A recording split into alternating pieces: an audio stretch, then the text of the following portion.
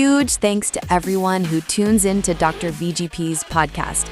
We've received the YouTube Silver Play button for reaching 100,000 subscribers and counting. We sincerely thank you for being part of this wonderful journey with us. Click on the subscribe button and hit the bell icon to notify you with all our future podcast contents. Thank you again. Get your brand connected to 38 million readers in India and 2 million in the USA. Global Eye Magazine, the fastest growing Indo-US weekly. Our magazine dives deep into exclusive stories, face-to-face interviews, and key happenings across the USA and India, delivering content you won't find anywhere else. Advertise with Global Eye Magazine and reach highly targeted and influential audience. Contact us to book your ad space.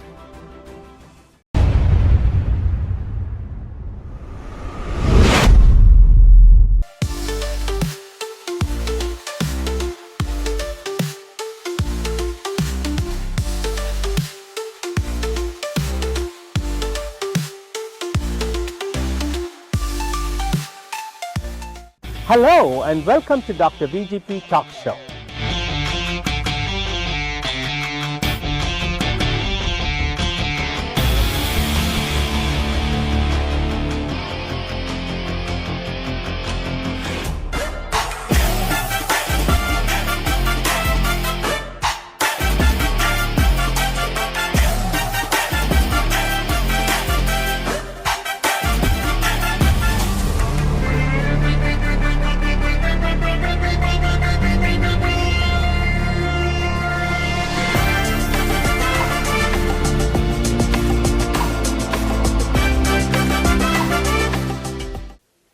Welcome. In this episode of Dr. VGP's podcast, we're bringing you live all the way from Schaumburg of the Illinois 8th Congressional District, where Neil Khot, the Democratic candidate for the 8th Congressional District, and Congressman Danny K. featured in a dialogue and answered the pressing issues of today. ICE aggression, how its impact and what can Congress do. You'd also hear in this episode about the U.S. government shutdown and its impact. And you'll also hear from Congressman Davis answering to Democratic candidate of the 8th District, Neil Khot's questioning about the redistricting and what impact and measures can we have. Sit back and enjoy this episode. Thank you.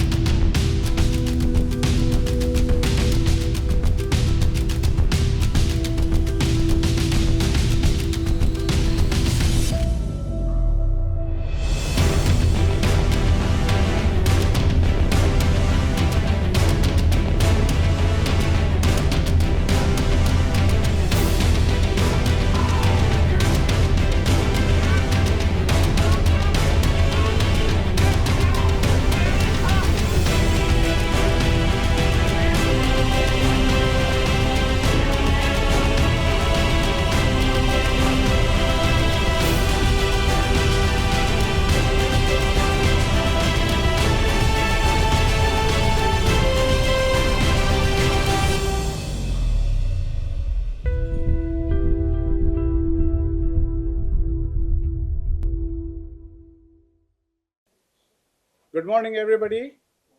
Good morning. How are you today? All right. Welcome to Schaumburg, the heart of Illinois 8th District. And today I am in the presence and honored to be in the presence of a legend, Danny K. Davis, U.S. Congressman for past 30 plus years. A legend. Please give a round of applause. Equally, I am in the presence of another legend, Santita Jackson, who has a voice that resonates across the country. And I'm honored to have you here in Schaumburg and talk about subjects that are very near and dear to our constituents. My name is Neil Khot. and I'm running for US Congress from this district. It's Illinois 8. This is a district which Congressman Raja Krishnamurthy is going to vacate, and he's going to go to be our next senator. And I have the opportunity to represent my community, represent the 8th district, and that's what I'm running for from this district. But more than that, today what is more important on the minds of our constituents as I walk, as I knock doors, as I talk to the voters, on their mind, the biggest 3 things right now are ICE, raid, kidnapping that's happening. Second, very important on their mind is the government shutdown. Are my services going to be affected? And third is redistricting. So these are some of the very major. Inflation is number 4th in the line, but it is there in the same priority. All these are very important subjects, and I wanted to have our congressman from Illinois, who has been there for so many decades, knows what's going on. I want him to give us the real insight of how did we get here? How did we come to this stage? And how can we avoid in the future that this doesn't continue? So Congressman, if you can start telling us and the state of affairs. You just came meeting the minority leader, Hakeem Jeffries. Please tell us about what's happening. Our constituents and our residents throughout the state and the district are eager to know why are we here in this kind of a situation. Well, let me thank you very much, and I am delighted to be in Schaumburg, Illinois, which is a long way from the 29th Ward in the city of Chicago, where I started running for office in 1979. I really want to first of all thank people not only in that community, but people all over the state of Illinois who have supported my efforts during the 46 years that I will have been in public office come the end of next year. Of course, I am not running for re-election, but I am running to try and help make sure that we can maintain the kind of country that we have become accustomed to, that we can continue to have democratic principles, hope, possibility, that every citizen counts, every thought counts, every voice should be heard. So I'm pleased to be here to help discuss what is happening to our country. We are at a very critical stage in the historical evolution and development of the United States of America. We're at a juncture where we can go forward or we can go backwards. I would much rather go forward than to go backwards. Backwards to the point where your voices cannot be heard, where principles of law do not matter, where people are expected to bow to a king or king-like feature. That's not what America is. That's not what America has been. So yes, we have a government shutdown crisis where the government, the federal government, is not even open today, is not even operating, where individuals who expect the services and benefits cannot receive them.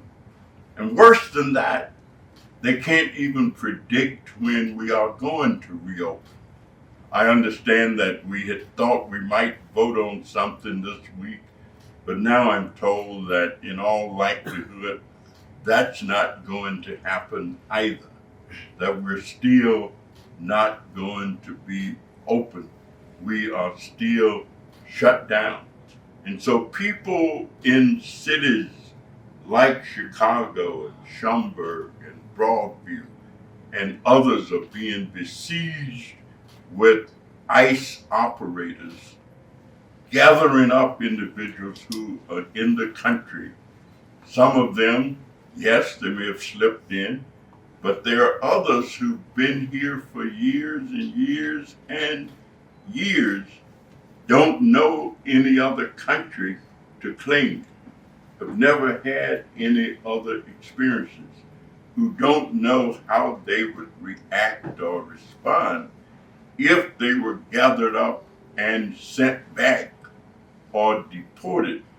But it's not only that, it's the way that authorities are treating them, as though they are something less than citizens. This country, according to what I understand, was really founded as a result of protest, that people were protesting the tax on tea, and they threw the stuff in the bay. And they were protesting, and that was the beginning. So protest is a principle of this country, that if you don't like something, you don't agree with it, you indicate, but you also should be treated with dignity and respect in the process. That's just one element. There are other elements, though, where we have seen serious gerrymandering, that is to try and make sure that the concept of one person, one vote does not have the power that it has traditionally had. And so we see in Texas, we see in Missouri, we see in Indiana, we see in Ohio, efforts to change district alignments and take away the opportunity for people to elect individuals of their choosing to Congress so that they can make these decisions. So resistance, fighting back, fighting, giving every ounce of resistance that we can give is absolutely essential. And so I'm pleased to join with my friends here in Schaumburg and other places to help articulate and make real understanding of what the fight is about. And the fight is to stop Donald Trump and his supporters, because what they are proposing to change is not good for America. So I'll just stop. Thank you, Congressman, for giving us this enlightened insights about what's happening. In our neighborhood, in District 8, which is a home to cities like Schaumburg, Elgin, Hanover Park, Hoffman Estates, we are seeing ICE raids where masked men are coming, picking up business owners, families who are going to schools, who are coming out of a grocery stores. And then America was built on back of immigrants. That's how this country was built. What is the message that we are sending, that anybody can be kidnapped today? That's not the America that I came to. That's not the America that I want to see going further. How do you see that we're going to reconcile what's happened now in inhuman conditions that people have been kept? How do we reconcile that as we go further? Is that going to be a day where reconciliation is going to happen? I think there are two things we can depend upon. One is our judicial system, our court system, our judges, individuals who've taken oaths to uphold the law and make decisions on the basis of what is determined to be legal, and not to stretch or undercut what legislators intended when they created laws. In some instances, what we have seen the judiciary ruling on those bases. But in other instances, I must confess, I have seen what I would call a turn away from the intent of the law, what the law intended, and some judges have made decisions on the basis of the Trump law.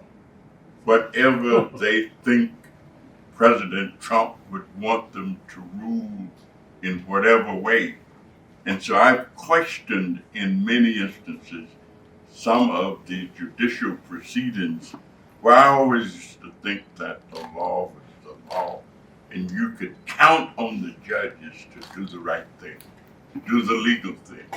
The other is, of course, you've got to continue the pressure, got to continue exercising the right to disagree, to protest, and when thousands and thousands and thousands of people express their position and their opinions, then we have seen decision makers move and change their way of thinking. Absolutely, Congressman. You know that there was a bill got passed called the Big Beautiful Bill, which I really call it the bill for billionaires, by the billionaires, for the billionaires, and of the billionaires, where common man, our seniors, and people with underserved have been put on a chopping block. We added $3 trillion to the country's debt, and then at the same time, our medical benefits, earned benefits, have been put on a chopping block. And I do agree that Democrats have stood their ground not to open the government or work till they do not agree to get those benefits back. Is that correct, Congressman? I mean, that's the human right. Democrats have determined that nothing other than life itself is more important than health care and access to health care. Because it's known if you cannot get health care, the next stop is the graveyard. There's no place else to go. And so when you cut billions of dollars or take billions of dollars out of Medicaid, individuals who rely upon those benefits cannot have them. When you take the money away from nursing home facilities and nursing home care, then if you've got a relative 85 years old and sick, your extra bedroom at your house, at your home, will become your nursing home. And so taking away access, when you deny the premiums that were afforded and put into the Affordable Care Act under the leadership of President Obama, you take those premiums away and individuals' health insurance, even that they can pay for, when the premiums go up $500, $600, $1,000, my goodness, you can't pay that. Even individuals who have decent jobs, even individuals who work every day, without those premiums, health care becomes unavailable and unaffordable to them. And Democrats are saying, we will not give this up without a fight to the finish. Absolutely. It's a true human right to have healthcare access, and that's very critical. And this government doesn't care whether you're red or blue because it cuts both sides. Please remember, it just doesn't cut a blue person or a red person, it cuts both the sides. So this government is not caring even for their own people and neither for the Democrats. So this is a big concern. I think people are regretting who they got in the office because the Republican side is also using Medicare, Medicaid, and it's cutting both sides. It's not the billionaires, but it's the people at the bottom spectrum and middle class and upper middle class are at stake here. So, and you equally see with the government shutdown, today we have people with armed forces are standing in soup kitchens. Their paychecks are not released. We have seen TSA workers not at their jobs. So this government is not seeing progress, it's doing more and more harm to everyday Americans. And what's your message to both sides? I think both sides are getting affected. We want to see a solution where people at the middle classes are brought back and deserve the benefits, the earned benefits and paychecks, because they don't know whether you are furloughed, your back pay is not guaranteed now anymore. How do we deal with it? The real deal is that Republicans are in charge of the Senate. They have a majority in the Senate. In charge of the House. They have a majority in the House of Representatives. In charge of the executive branch. They have the president, and they have a majority on the Supreme Court. So if you're looking for blame, or you're trying to determine who could have the government open and functioning, it's the Republicans. Anybody can see that. You don't have to be a rocket scientist to understand that. The Republicans have shut down the government because President Trump and his allies do not want to see the wealthiest people in our country, the 1%ers, the billionaires and millionaires, pay their fair share of taxes. Taxation is the price that you pay for a civilized society.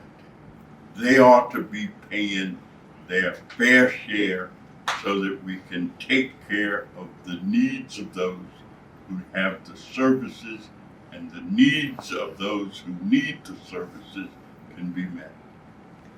In our district, a last question from my side. As you see in our district and other sides of the country, voting is going to be very critical. Every time we say it's important, it's imperative, but do you believe that this election midterms are absolutely important, the most important in the last many centuries, so that this kind of situation we do not come back to?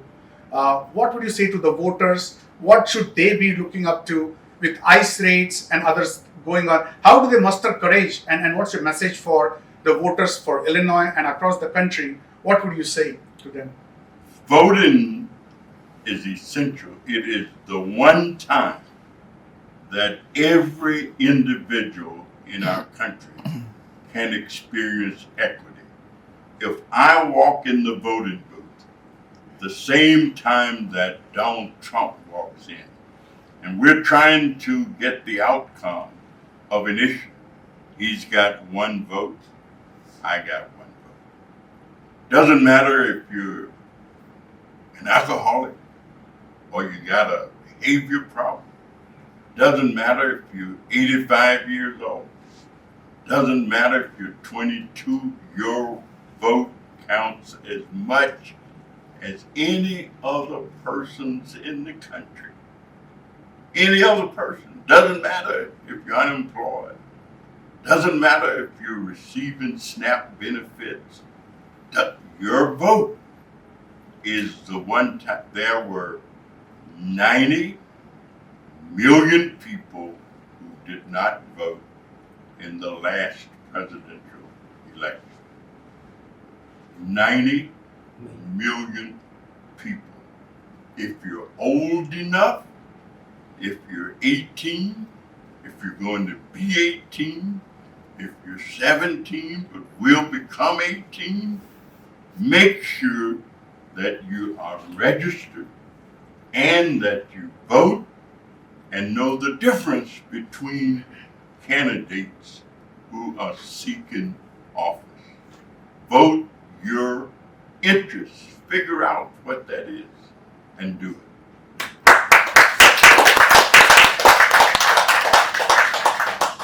We have with us a legend, daughter of Reverend Jesse Jackson, who fought with Martin Luther King to ensure fairness is brought to the underserved people. And today among us, what a beautiful voice we have. Santita, do you want to start with a song that tells you about the time today, what we're going through? Anything that comes up your mind? You are a radio jockey, you have a radio host. Please tell about. Well, you know, I will say this. I have many voices. The singing voice is among them. But I would like to share this. I'm so honored, number one, to be with a colleague of my mother and father's for more than 60 years, Congressman Danny K. Indeed, when my brother, Congressman Jonathan Jackson, went to Congress, he bestowed the great honor upon him by walking to his office and saying, son, I want to show you the ropes. And I thank you for that with my whole heart. And you've encouraged my brother, former Congressman Santita Jackson Jr., to get back in the fight and to get back in the race. Because we need everyone, Neil, you and everyone in this fight. Indeed, several things have happened that to me are consequential. Number one, the raid, September 30th, just happened just a few blocks away from my home. It was something that many people did not think would happen in the heart of the Black community. The South Shore community is very much like the North Shore community. It was a restricted community until the mid to late 60s. That's when my parents moved in and the Leaks moved in and people like that, and Gale Sayers. Indeed, Gale Sayers, the legendary running back for the Chicago Bears, was not able to buy his own house. George Hallis bought his house for him because the neighborhood in which I grew up had been restricted up until that time. But Jewish people have been excluded from the North Shore. That was WASP territory. So the South Shore is where they settled.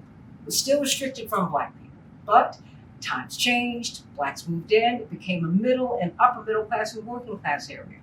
And so maybe in some way we were under the impression, Congressman, that we were safe. Until 1 o'clock in the morning, we heard helicopters, a Black Hawk helicopter, propel over the building and drop down and march people out in zip ties, some clothed, some not clothed. Some adults tried to shield the children who were in danger of being shielded from their parents or separated from their parents. That happened in my neighborhood. No one expected it to happen there, but we should have expected it to happen there because this is America. America has a couple of different sides, Congressman. It has a side that is free. It has a side that is slave. It has a side that immigrants were able to come to get jobs and help to build upon the foundation that enslaved people built without pay. America's a great nation, and all we do today is seek to make it even greater. 319,000 Black women, some of the most qualified workers in America, lost their jobs or were fired between February and July. When you get to Congress, I need you to talk about that. Because at the same time, more than 176,000 Hispanic women got jobs, more than 140,000 white women got jobs, more than 360,000 white men got jobs at that same time. I'm not upset about that. But what I am upset about is, and what we are worried about, are the jobs. What we are worried about is having to need ID when I walk through my neighborhood. My mother said, I think you need to make sure that people know that you speak English right now, honey, because they're picking everybody up, and they are. And they're sending us all over the place. This is not the America that is supposed to be. Indeed, Langston Hughes, more than 60 years ago, wrote a poem, I Too Sing America. And they talked about excluding us and keeping us away from the main table. But you know what? At the end of the poem, he said, but you know what? One day you'll be ashamed because you'll see how beautiful red, yellow, black, brown, and white are. And we will all be at the table. Male, female, gay, straight, trans, whatever it is, we all make America what it's supposed to be. Indeed, I think we have to be transpartisan about the time that we're in. We have to follow our first president. George Washington was someone who was unique in our history. He refused to be a king. He had the opportunity to do that. He said, I don't want to be a king. We just left that behind us. We are not a constitutional monarchy. We are a constitutional republic, and we should be proud of that, with democratic leanings. But he also did something else. He said, I want to work for the people, not for a party. Don't forget that. He said, we in a dual party system could descend into tyranny, and this is what we're seeing. We have the Democrats who are really fighting for democracy. I wish the Republicans would fight for the Republic. That is what we need more than ever today. We need to be able to walk freely in our neighborhoods. We need for the brown immigrants and the Black immigrants to have the same space that Ukrainian immigrants got. Ukrainian immigrants, when they were brought to Chicago, more than 38,000 of them, when they were seeking refuge, they got Social Security cards. They got sponsorship. They even have a self-reliant social service organization. I appreciate the name, but that's not exactly true. No one is self-reliant. We all need a little help from our friends. You remember that song some years ago? We get by with a little help from our friends. Well, they got by with a lot of help from their friends. There are a lot of people, including our own governor, who are of Ukrainian extraction. And I want the same love for our brown and black migrants.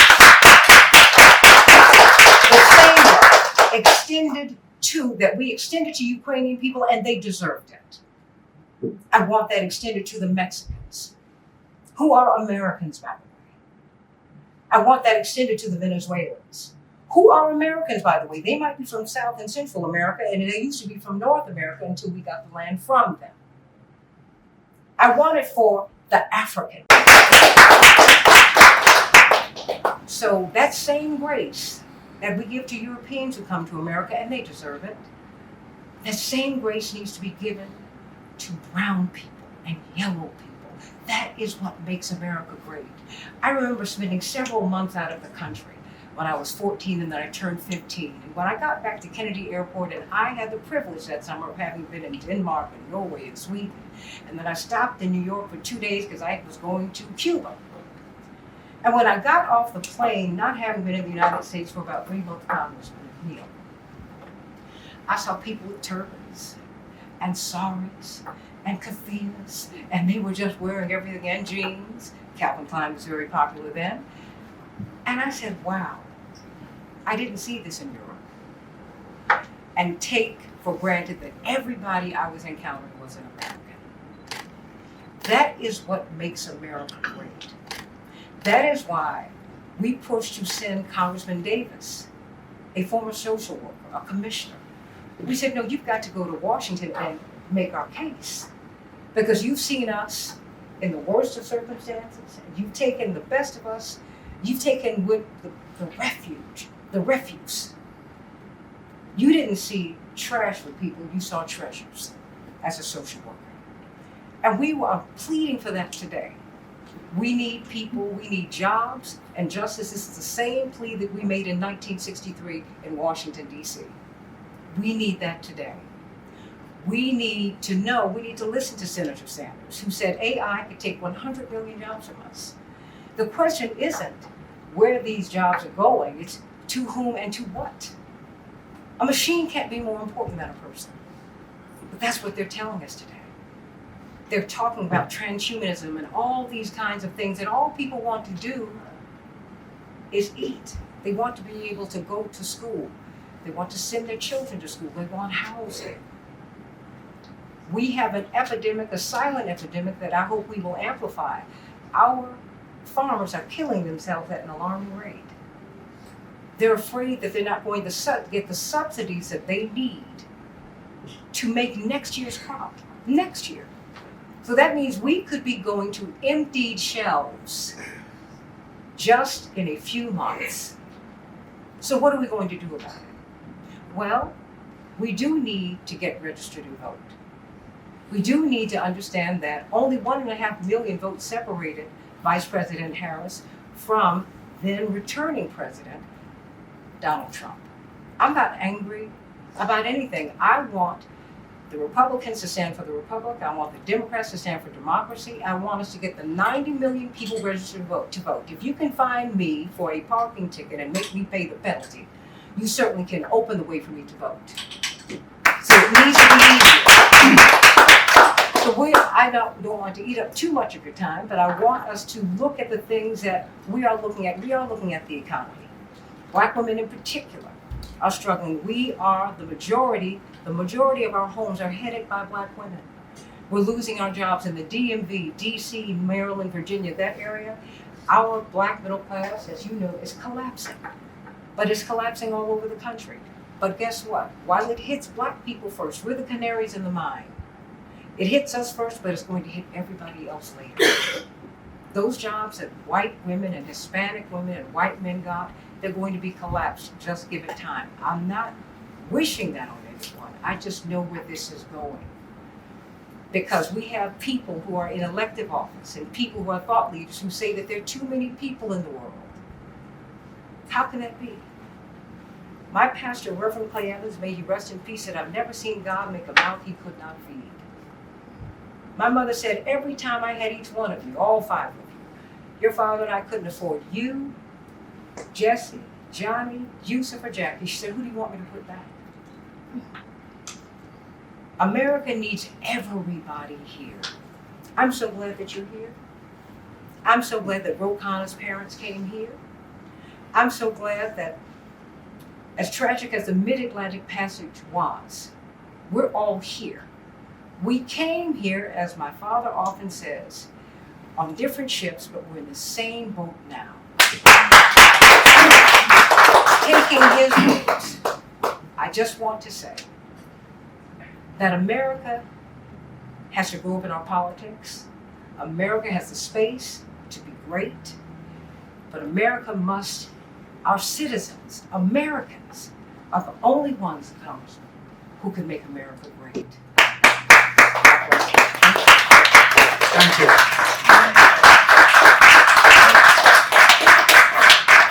Thank you so much, Santita, for inspiring us and you're true inspiration for so many women around the world, around the country. And part of my agenda for me running, I was raised by a single mother. And respect for women is on my top priority, number one. Number two would be my seniors whose current earned benefits are on the chopping block, which I would not stand up for. I would want to make sure, because this is personal. I have my mother who is 77-year-old here in the district, and my son who is 11-year-old who is growing up. And for him, I want to fight this. This is a personal for me.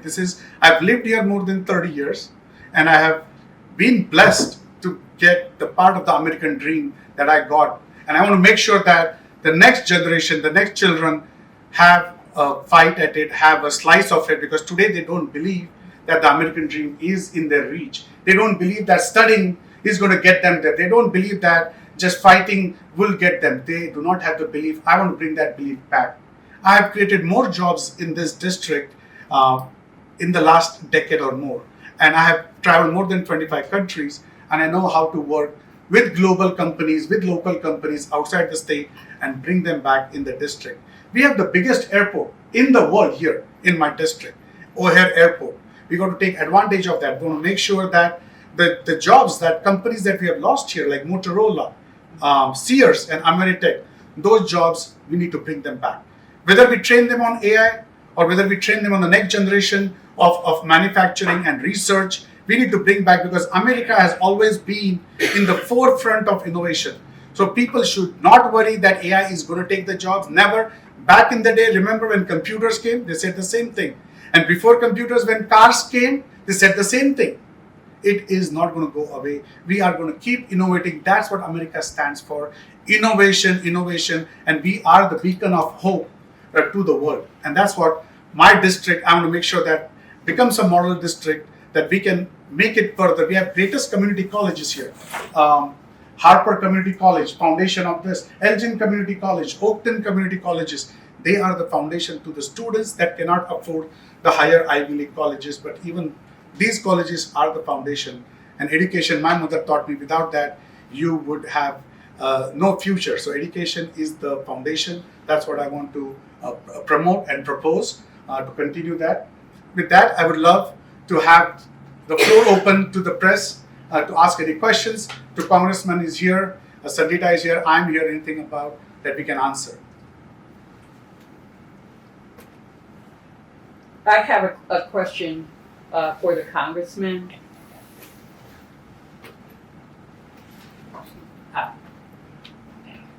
Congressman, hi, I'm Sharon Fountain with the Chicago Crusader newspaper. I'd like to have an idea of what else that we can do. We can vote, I heard that message, but what else can the everyday person do to help support the efforts to get back what's being slowly taken away from us? Let me tell you, democracy and living by democratic principles require effort. My daddy used to tell us that a little knowledge is a dangerous thing.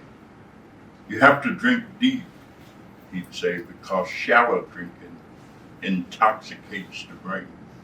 And so you have to know enough to know when you've been rained on. You have to know enough to understand the differences between truth and manufactured information. And if you know enough, then you really know what to do. So spending time, like I am amazed when I talk to people who don't know that it was Democrats who brought in many of the social safety network activities. They don't know that. They just don't know how we got there. They don't know about Franklin Delano Roosevelt and the genius of his administration that brought us out of deprivation and poverty and out of a country teetering. They don't know what John F. Kennedy meant when he became president and Lyndon Johnson carried on. They just don't know. And so I hear people say, well, there's no difference between Democrats and Republicans. And so, I mean, where have you been? What have you been doing? What have you been reading? What have you been learning? And so the main the greatest title that exists in this country is citizen. Citizen. You can't have a democracy without citizenship engagement, citizenship involvement, citizenship understanding. And if you know it, you will know what to do. You will understand. Reminds me of a fellow who had a parrot. And he and the parrot became so wonderful as friends. But then he met a lady and he got himself a girlfriend. And the parrot got jealous. And every time she would come over to visit, the parrot would just harass her and harass her. And finally, she went to her boyfriend and said, look, I love you. This parrot is just going to have to go. It's going to be me or the parrot. And so he told the parrot, says, if you keep harassing my girlfriend, I'm going to have to kill you. I'm just going to kill you because I love her and I want her to be around. So he got ready to go on a trip. And he told the parrot, he said, now, you say something to her while I'm gone, I'm going to kill you. Soon as he walked out the door, the parrot kind of looked up and she said, go ahead, say it. I dare you. Parrot said, you know. I don't have to say it. You know. So if you learn, you know. You know. You know when someone takes away your benefit. When someone tells you you got to get another 5 or 6 years old before you get Social Security. You know? I have another question, and it has to do with the 1%ers, those multi-billionaire trillionaires who are not paying taxes. Often people say, well, they never pay taxes anyway because of various loopholes. So why is it, what took place that now makes it imperative that they pay taxes?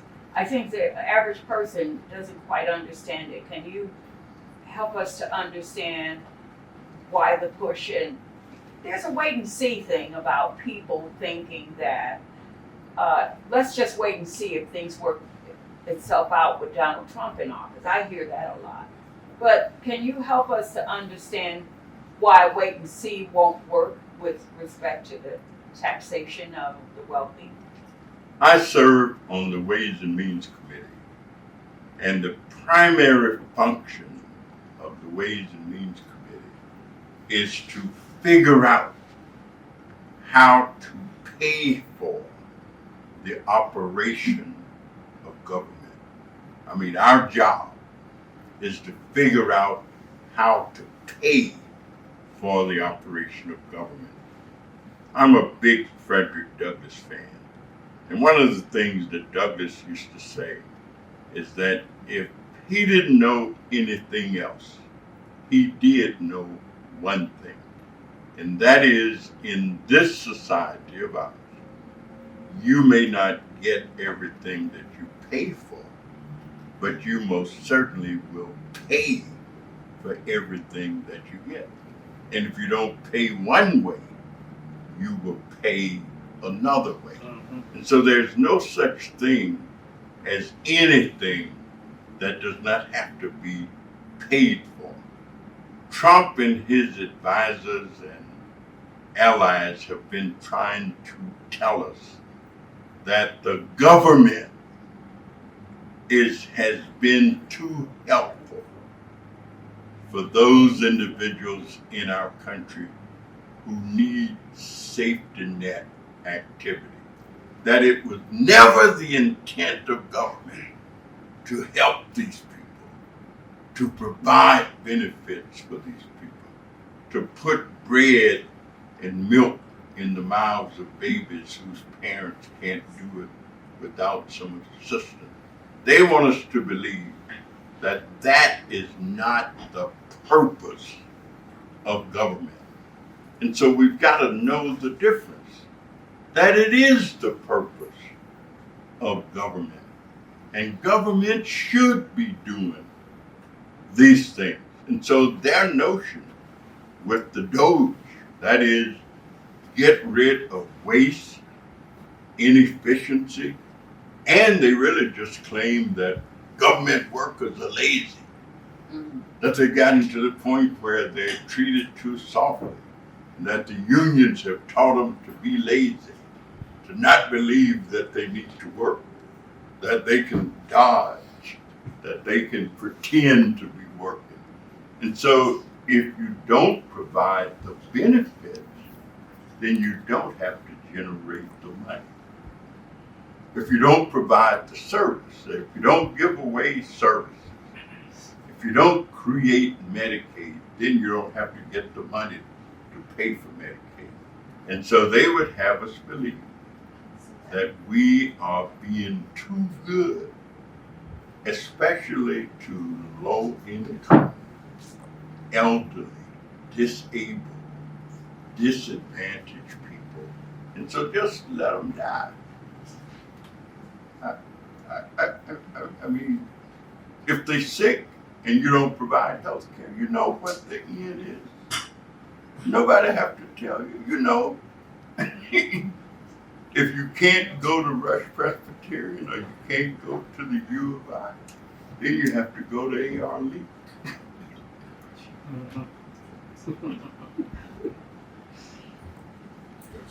She has a question. Hi, Congressman. Cheryl Maynard from Chicago News Weekly. So I have a question for you specifically and then one for you, Neil. Thanks. The question that I have for you, Congressman, is to go back and address the government shutdown.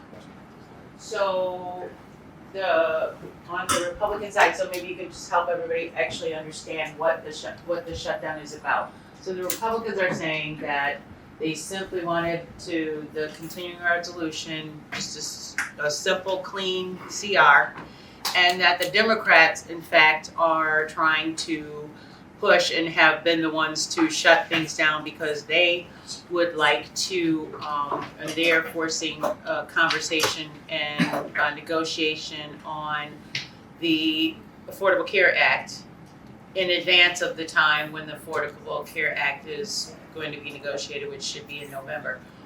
What do you say to that? I say that what they're doing is lying to the American people. Democrats want to maintain the extended. That is, we want to extend the premiums that keep health care accessibility available to middle-income people who pay for their own insurance. We're not saying don't pay for your insurance. The Republicans want to discard health insurance access for 15, 16, 17 million Americans, millions of people. They're trying to pretend that Democrats want to provide health care for illegal immigrants. That's what they've been trying to say. Already prohibited in the law. Not the case. We want individuals who gotta go to Cook County Hospital to be able to get some assistance. We want the federally qualified health centers to stay open. We want the 9 hospitals in Illinois that are threatened right now to have to shut down or discontinue the services. We want the hospital executive that I just met with 2 or 3 weeks ago, who sat at my desk and say, if we don't get some help in 3 or 4 months, we're going to start laying people off. We're going to start discontinuing services. We want hospitals like Weiss that have already indicated that they are closing to be able to stay open. And so, know ye the truth, and the truth will set you free. Amen. And so, they could end this today. They could end it tomorrow. Democrats are in Washington already. We're going to Washington tomorrow, ready, willing, able to sit down and work out an agreement to negotiate. The Republicans aren't even there. They're on vacation, flying around all over the world. They're in their districts, not coming back. There won't be any votes this week. They just told us. There won't be any votes this week, which means they will not be there. Know ye the truth, and the truth will set you free. Thank you. Thank you. And for Neil, I just have one question for you. Would you mind just outlining a little bit more your plans for education? And if there's any connection with what the congressman was talking about, you were talking about, in terms of adding maybe some sort of civics back into our education system so that our young people and our kids can start growing up and learning this stuff again as they're growing with their education, so that by the time they turn 18, they actually know what the government does and how this all works? Absolutely true. I mean, as I said, in my home, education was the most important aspect. I graduated as a computer science engineer, and thanks to my parents who made sure I studied those subjects. It's a 22-year study altogether. By the time you're 22, you graduate as an engineer. And that's what I believe, that education is the foundation of every successful human person. Whether you study in a college, in a school, within the books, you have to educate yourself. Today, history of the country has been forgotten. How this country came into existence and what it means to the world has been forgotten. So I agree with Congressman that civics need to be brought back so that they have an understanding how we built America, how America was built, on whose backs, and why we are the most successful nation in the world. Once you understand that, you have a respect for the country. You have value for the country, because when we came, we knew what America was. And that's why we came to this country, because it was a hope. It was a place where if you work 40 hours and you gave your best time, you would get dignity of labor, you will get housing, you will have access to healthcare and a retirement. But today that's eroding, so we need to bring that back into perspective, and only education through community colleges and schools will make this a strong foundation. And that's what I will propose, and I will stand by that. And equally, the next generation of technologies, we need to be up and up on that. I'm not saying that essential services like plumbing, a car mechanic, and HVACs are important. But equally, you need to start learning the next generation of whether it's machine language, it's research, whether it's next generation of manufacturing, or whether it's AI, because that's what innovation will continue to happen. Jobs are not going to go away anywhere. There will be more better and better and better jobs is what's going to happen. That's what I stand for. Very good, thank you.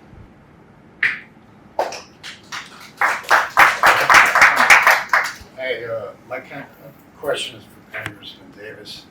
I've heard a lot of talk about the unregistered voters last time, and the midterms are about a year away. People are being impacted by what's going on right now. I mean, what can they do besides vote next year? And the second part of that is, what can Congress do besides throw up their hands and say that Republicans are in charge? You know, the real responsibility of leadership is to lead.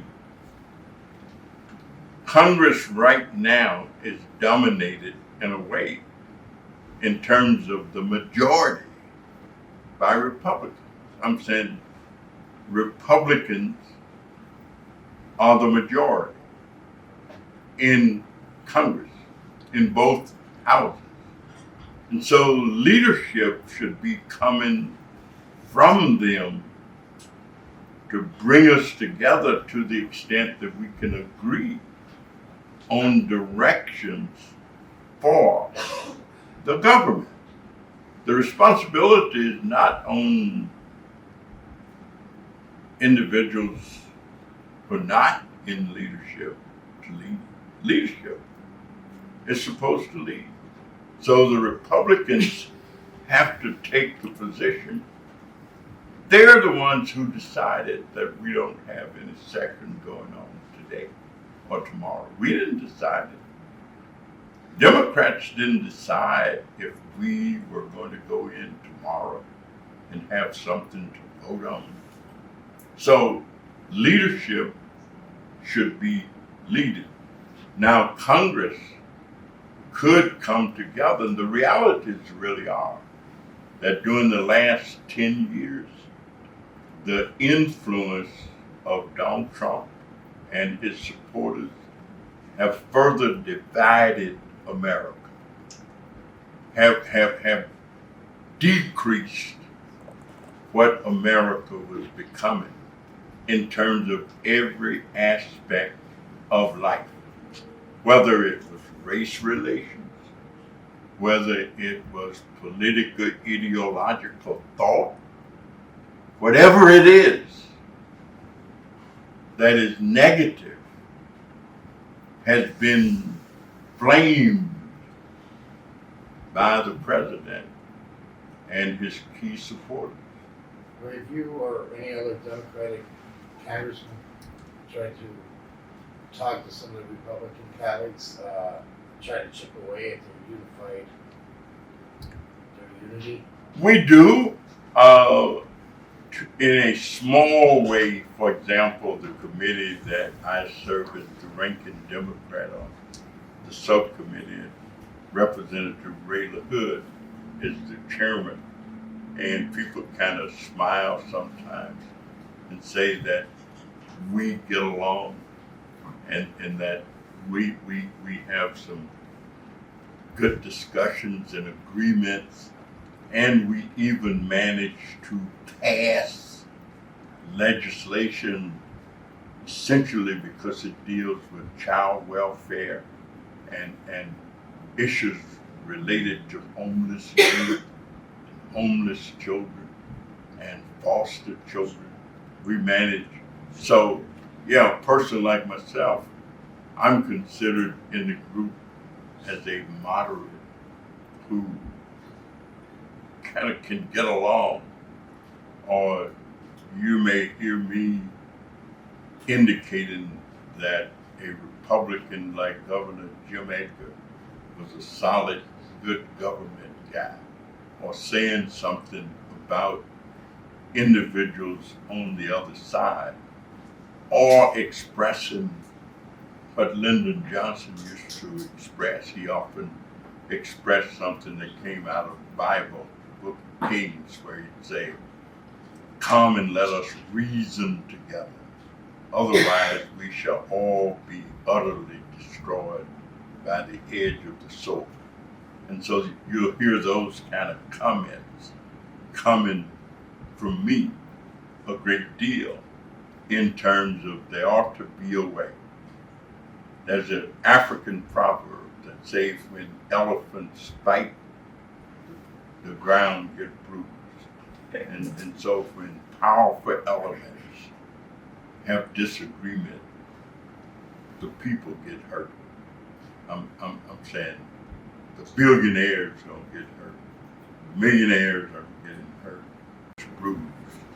And so when we disagree and can't function, then the people are the ones, the staff people who are laid off, who are on furlough, and the president saying, well, I don't know whether we're going to pay them whenever we get back, whether we're going to actually pay them what they would have been earning. Well, those sound all right. They sound like sound bites, but they hurt and demoralize the people. And so the people have to be at the center of thought when negotiations and disagreements occur. And that's what has to happen.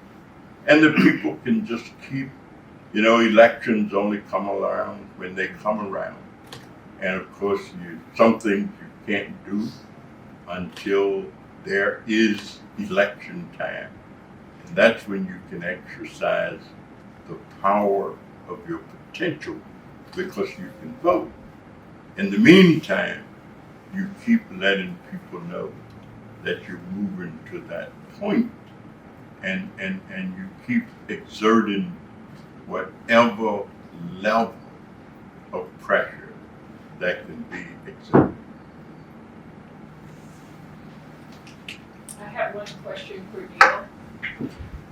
Your constituents in your district will send you to Congress to represent them, and you've outlined some of the things that will be your priority.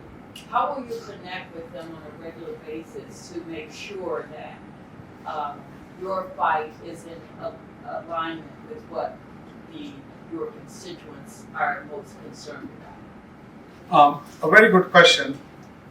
The way we would keep our constituents appraised and connected is by having a monthly town hall meeting, but digitally, so that everybody can connect. They don't need to drive, they don't need to spend money on a gas, but they can connect from their home.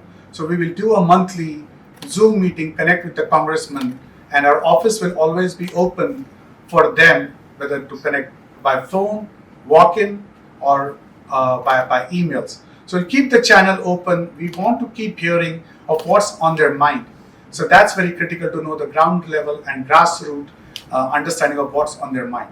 So that would be my way to keep them connected. Of course, you also would have the social media channels, whether it's Facebook, Instagram, or Twitter. We would have monitoring all of those channels all the time so that we don't let anybody be ignored. One other question, about approximately how many constituents do you have in your district? It's almost 750,000.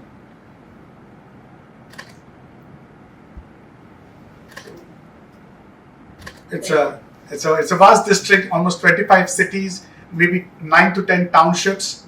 Every congressional district is as big as that. So we get about 750,000. And when voting happens, we see roughly about 35-40% of the people come out and vote. And that's kind of the involvement you see in politics. In primary, you pretty much have maybe like just 10% of the constituents that come and vote. So that's how some of them are disconnected, because they're busy with their lives and busy with their priorities, but they need to pay attention to what's happening, because when you pay attention, you make a difference. Has this area been Not able to get out of the house or like that, I use how you gonna, communicate with them, and at the same time, Danny David, please give some kind of advice on that too, because you have experience for a long time too. So this question for both of you. Thank you.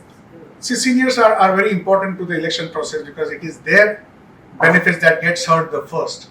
And we have channels such as door knocking, we have channels such as phone call, phone banking, and then going towards the community centers, whether it's senior homes, temples, churches and mosques, going across to all of them and making them aware that they have option to vote by mail. And if they do want a ride, according to the different services, we can offer them rides from senior centers, senior homes. So those are different ways to reach out to them. Do you have a local paper, like community papers that Which we do. Because seniors tend to read print. That's true. We have community newspapers from all different languages. Schaumburg is a home to at least 15 to 20 immigrant communities right from India, China, Japan, Korea, Poland, Ukraine. You talk about it, Nepal and Mongolia. So there's lots of communities around here that we have access to. Congressman, how do you address the seniors to get them? Oh, we just try every method that you can think of. I mean, I've been out this week knocking on doors. Might go out later this afternoon.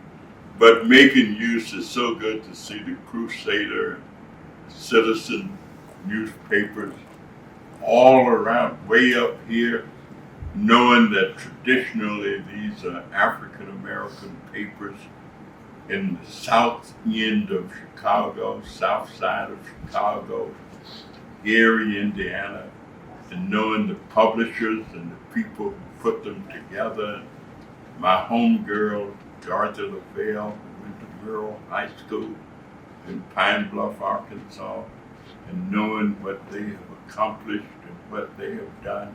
Let me thank you all for being all over this place and all over this community. I mean, that is a real effort to do that. And so I want the folks up here in Schaumburg to know that and to understand who you are and what you do, and the struggle that you have to maintain and be.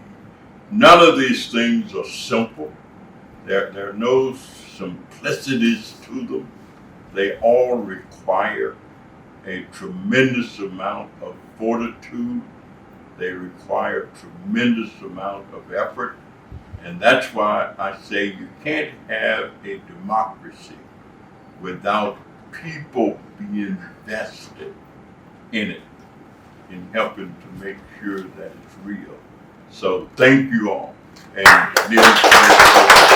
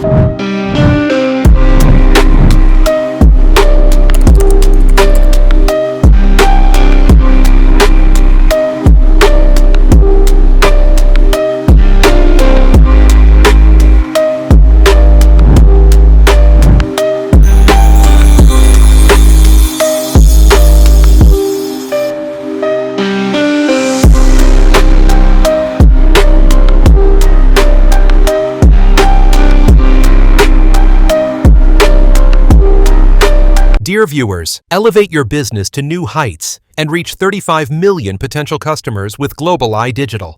Contact us today at globaleyedigital@gmail.com or info@globaleyedigital.com. Let's take your business global.